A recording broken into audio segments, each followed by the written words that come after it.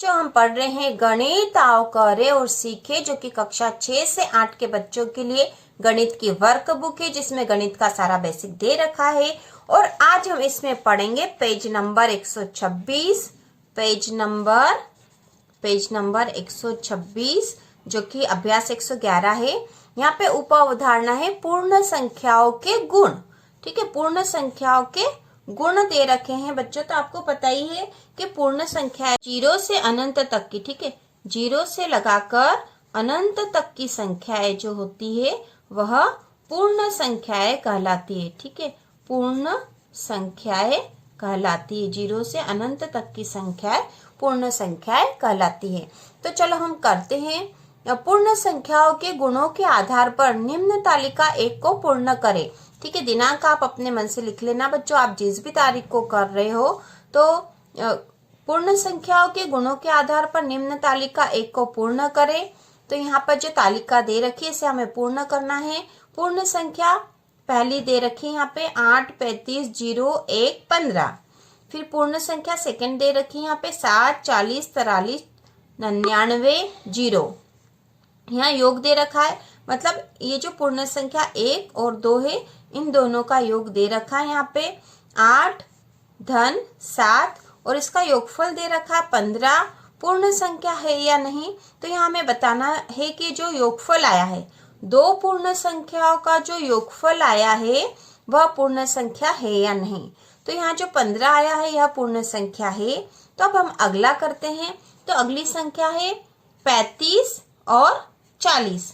तो हम यहाँ पे इनका योग करेंगे 35 धन 40। ठीक है, 35 धन 40 का योग करेंगे बच्चों। तो क्या आएगा, 35 धन 40 का हम योग करेंगे, 35 और 40 का योग करेंगे तो 5 में 0 जोड़ेंगे तो 5 ही आएंगे और 3 में 4 जोड़ेंगे तो हो जाएंगे 7। तो योग आएगा 75। तो हम यहाँ लिख देंगे 75। और यह पूर्ण संख्या है या नहीं, तो हम लिखेंगे जो 75 है यह पूर्ण संख्या है, क्योंकि 0 से अनंत तक की संख्या जो है पूर्ण संख्या होती है। अब अगला जो है 0 और 43। पहली संख्या 0 है और दूसरी 43 है, तो 0 धन 43। ठीक है, तो 0 में यदि 43 जोड़ेंगे तो 43 ही आएंगे। ठीक है, 43 ही आएंगे और यह पूर्ण संख्या है। ठीक है, पूर्ण संख्या है। ठीक है, 43 जो है पूर्ण संख्या है। अब अगला जो है 1, पहली पूर्ण संख्या 1 है और दूसरी 99 है, तो 1 धन 99। तो 1 में जब 99 या 99 में 1 जोड़ेंगे तो आ जाएंगे बच्चों 100 और यह भी पूर्ण संख्या है। ठीक है, तो हम यहाँ लिख देंगे पूर्ण संख्या है। ठीक है, पूर्ण संख्या जो ऊपर लिखा वही हमने यहाँ लिखा बच्चों, पूर्ण संख्या है। अगला है 15, पहली संख्या 15 और दूसरी 0, तो 15 धन 0। तो किसी भी संख्या में जब 0 जोड़ते हैं तो वो ही संख्या आती है। ठीक है, 15 धन 0 में क्या आएगा बच्चों, 15 ही आएगा और यह जो है पूर्ण संख्या है। ठीक है, पूर्ण संख्या है। तो इस प्रकार हमने यह जो पहली वाली एक्टिविटी कर ली बच्चों। अगला जो प्रश्न है यहाँ पे, अब यह जो अवधारणा थी यह हमने समझ ली। ठीक है, योग वाली पूर्ण संख्याओं का योग करा था और उससे हमें पूर्ण संख्या प्राप्त हो गई थी। तो यहाँ प्रश्न लिखा है कि पूर्ण संख्याओं का योग भी एक पूर्ण संख्या होती है, हाँ या नहीं। तो यहाँ पे सभी पूर्ण संख्या आई है पूर्ण संख्याओं का योग करने पे, तो हम यहाँ लिखेंगे हाँ। ठीक है, पूर्ण संख्याओं का योग भी एक पूर्ण संख्या होती है, हाँ। अगला है तालिका 2 दे रखी है, तालिका 2 को पूरा कीजिए। पूर्ण संख्या 1 यहाँ दे रखी है, पूर्ण संख्या 2 यहाँ दे रखी है और उनका गुणा कर रखा, क्योंकि हमने ऊपर योग करा था, जोड़ करा था। अब नीचे जो है दूसरी तालिका में हमें गुणा करने को दे रखा है, क्योंकि हम पूर्ण संख्याओं के गुण देख रहे हैं ना। तो गुणा कर दिया है, फिर गुणनफल जो है वो यहाँ लिखना है और फिर हमें बताना है कि पूर्ण संख्या है या नहीं। तो चलो बच्चों करते हैं। पहला उदाहरण दे रखा है 5 गुणा 7। ठीक है, 5 गुणा 7 यहाँ पे कर रखा है, इसका गुणनफल आया है 35 और यह पूर्ण संख्या है। तो अगली जो संख्या है 3 और 9 है, तो 3 गुणा 9। ठीक है, तो 3 का पहाड़ा जब 9 बार बोलेंगे तो हमें प्राप्त होंगे 27 और यह भी पूर्ण संख्या है। ठीक है, क्योंकि पूर्ण संख्या 0 से अनंत तक की होती है, हमने पहले ही समझ लिया है।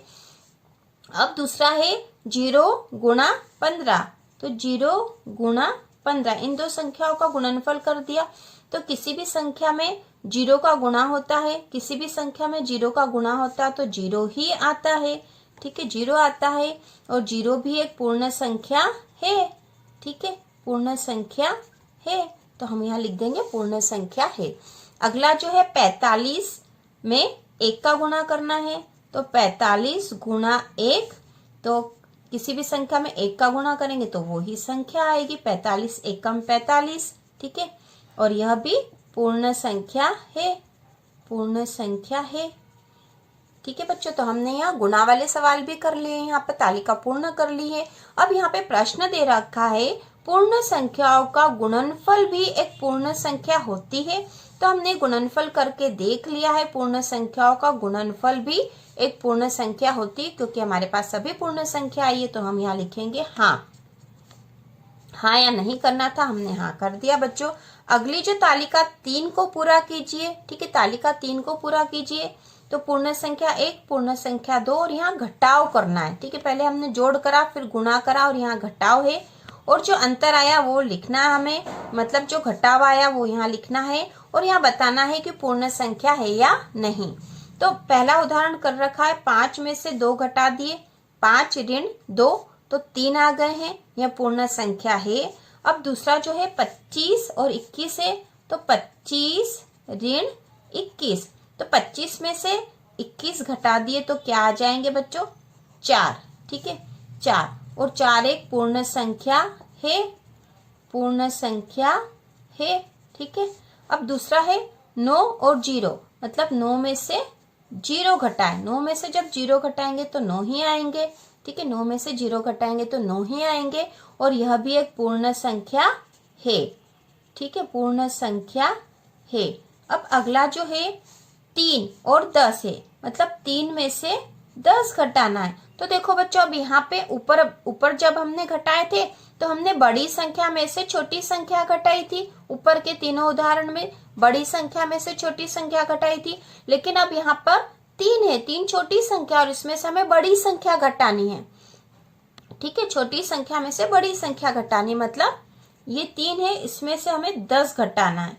ठीक है, तो ऐसी स्थिति में क्या होता है कि बड़ी संख्या पे जो चिन्ह होता है ऋण का, है ना, 3 ऋण 10, 3 में से 10 घटाना है, तो उत्तर जो है ऋण में आएगा। ठीक है, ऋण में आएगा। तो 3 में से जब 10 घटाएंगे तो आएगा 7, लेकिन ये होगा ऋण का। कैसा होगा बच्चों, ऋण का 7 होगा, क्योंकि छोटी संख्या में से हमने बड़ी संख्या घटाई है, 3 ऋण 10, तो ऐसी स्थिति में 7 आएगा, लेकिन वह ऋण का होगा। तो यहाँ पे जो ऋण का 7 आया बच्चों, हमने देख लिया है कि जो पूर्ण संख्या होती है वो 0 से अनंत तक की जो होती है वो पूर्ण संख्या होती है। तो यहाँ पे जो इस तरफ होती है वह धन वाली संख्या होती है, जैसे 1, 2, 3, लेकिन जब 0 के इस तरफ संख्या रेखा पर हम देखते हैं तो यहाँ ऋण की संख्या आती है, ऋण 1, ऋण 2, ऋण 3, और यह जो संख्या होती है, ठीक है, यह जो संख्या होती है पूर्ण संख्याएं नहीं होती। पूर्ण संख्या होती है 0 से अनंत तक की पूर्ण संख्या होती है, और यह जो है पूर्ण संख्या नहीं मानी जाती, केवल पूर्णांक होते हैं। तो ऐसी स्थिति में हम यहाँ पे लिखेंगे पूर्ण संख्या नहीं है। ठीक है, पूर्ण संख्या नहीं। ठीक है, ऋण वाली संख्या, इसलिए हम लिखेंगे पूर्ण संख्या नहीं। तो अब यहाँ प्रश्न पूछा कि क्या सभी पूर्ण संख्याओं का अंतर भी एक पूर्ण संख्या होती है, हाँ या नहीं? तो हम लिखेंगे नहीं, क्योंकि हमारे पास एक नहीं वाला आया है। हर जो है सभी पूर्ण संख्या जो होती है, ठीक है, हर प्रकार की जो पूर्ण संख्या होती है उनका अंतर हमेशा पूर्ण संख्या हो, यह आवश्यक नहीं है, इसलिए यहाँ पे हम लिखेंगे नहीं। अब तालिका 4 दे रखी है, पूर्ण संख्या 1, पूर्ण संख्या 2 और भाग करना है, फिर भागफल पूर्ण संख्या है या नहीं। तो पहला जो है 10 और 2 थी, तो 10 भागी 2, ठीक है, 10 में 2 का भाग लगा दिया हमने, तो 5 आया है। ठीक है, 2 पंजे 10 हो गया, 5 आया बच्चों, तो यह पूर्ण संख्या है। ठीक है, 10 में 2 का भाग लगा दिया तो ये 10 थे। ठीक है, 10 में हमने 2 का भाग लगा दिया, 2 पंजे 10 हो गए, तो कितना आया है 5। 5 जो है पूर्ण संख्या है। अब जो अगला है तो अगला होगा 15 भागित 3। ठीक है, 15 में 3 का भाग लगाना, तो 15 में 3 का भाग लगाना, तो 3 पंजे 15 हो जाएगा और यहाँ पे भी 5 आ जाएगा। ठीक है, 5, और यह भी पूर्ण संख्या है। ठीक है, पूर्ण संख्या है 5। अब अगला है 48 भागित 16, तो 48 भागित 16, तो 48 में हम 16 का भाग लगा देंगे। 48 में जब हम 16 का भाग लगाएंगे तो 16 का पहाड़ा जब 3 बार बोलते हैं 16 या 48 हो जाते हैं। ठीक है, तो यहाँ 3 आ जाएगा और यह भी पूर्ण संख्या है। ठीक है, पूर्ण संख्या है। ठीक है बच्चों, पूर्ण संख्या है लिखा है यहाँ। अगला जो है 15 भागित 8, 15 भागित 8, मतलब 15 में 8 का भाग लगाना है। तो बच्चों हम यहाँ कर लेते हैं, 15 में 8 का भाग लगा देते हैं। 15 भागित 8, तो 8 का पहाड़ा एक ही बार बोलना पड़ेगा क्योंकि 2 बार में ज्यादा हो जाएगा, 8 दूनी 16 हो जाएंगे, तो 8 ही आएगा। तो 15 में से 8 घटाएंगे तो 8 के बाद 9, 10, 11, 12, 13, 14, 15, 7 बचे। ठीक है, घटाएंगे तो 7 बचे। अभी छोटी संख्या आ गई है तो यहाँ पे लगेगा दशमलव की 0, फिर 8 का पहाड़ा 8 बार बोलेंगे तो 64 आ जाएंगे, 6 आए। ठीक है, फिर इस दशमलव की एक 0 लग जाएगी, फिर 7 आए, 56 हो गए। ठीक है, और फिर 4 बज गए, यहाँ पर 4 बज गए। अब दशमलव का 0 लग जाएगा और 8 का पहाड़ा 5 बार बोलेंगे तो 8 पंजो 40 हो जाएंगे। ठीक है, तो इस प्रकार जब हम 15 में 8 का भाग लगाएंगे तो इसका उत्तर आएगा 1.875।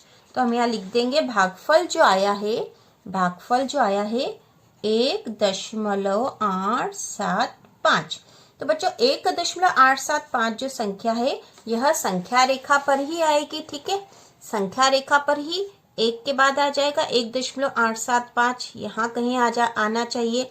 तो यह भी जो संख्या है यह पूर्ण संख्या है। ठीक है, पूर्ण संख्या, कोई ऋण वाली संख्या तो है ही नहीं, तो हम इसको लिखेंगे पूर्ण संख्या है। उसी प्रकार जो अगला है, अगली जो संख्या है 9 भागित 0, 9 भागित 0, मतलब 9 में 0 का भाग लगाना है। तो 9 में जब 0 का भाग लगाएंगे, 9 में जो 0 का भाग लगाएंगे तो इसका भागफल जो है वह अनंत होता है। ठीक है, अनंत है, भाग चलता ही जाता है, तो यहाँ हम लिख देंगे अनंत, और इस तरह का भाग नहीं होता है। तो इस प्रकार यहाँ पे भी जो संख्या प्राप्त होगी पूर्ण संख्या ही कहेंगे, हम इसको पूर्ण संख्या ही कहेंगे। तो यहाँ पे जो अगला जो टॉपिक दे रखा है, क्या सभी, अगला जो प्रश्न दे रखा बच्चों, क्या सभी पूर्ण संख्याओं का भागफल भी एक पूर्ण संख्या होती है? तो हम यहाँ लिखेंगे हाँ। ठीक है, हाँ। ठीक है, क्या आएगा? हाँ। तो यहाँ पे आपको भाई समझ लेना चाहिए 9 भागित 0, किसी भी संख्या में जब 0 का भाग लगाते हैं, ठीक है, जैसे 9 में 0 का भाग लगाएंगे तो इसका जो उत्तर आएगा बच्चों वो होता है अनंत। ठीक है, अनंत, इन्फिनिटिव। तो यह भी एक हम 0 से अनंत तक की संख्या जो है वो पूर्ण संख्या होती है, इसलिए हमने यहाँ पे लिख दिया पूर्ण संख्या। और किसी भी संख्या में जब हम 0 का भाग लगाएंगे तो उसका उत्तर अनंत ही आएगा। ठीक है, तो यह हमने कर लिया है।